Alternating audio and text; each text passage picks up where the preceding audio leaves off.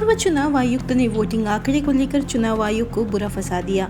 चुनाव लोकतंत्र का सबसे बड़ा पर्व होता है। यह पर्व 5 साल बाद एक बार फिर आया है। चुनाव आयोग की लगातार कोशिश होती है कि वह चुनाव में सुधार कर सके, लेकिन उसको उतनी सफलता नहीं मिल रही है।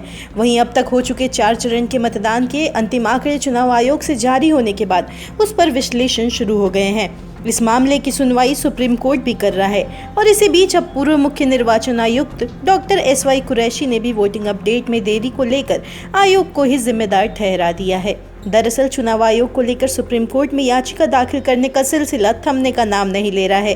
अब वोटिंग परसेंटेज की घोषणा और उसके प्रकाशन में देरी को लेकर पूर्व मुख्य निर्वाचन आयुक्त डॉक्टर SY कुरैशी ने एक इंटरव्यू में चुनाव आयोग को आरोपी बताते हुए कहा है कि मतदान का डेटा अपडेट करने में देरी का कोई कारण नहीं है। डेटा रियल टाइम अपडेशन होता है। मतदान समाप्त होने के 5 मिनट के अंदर सारी जानकारी उपलब्ध हो जाती है।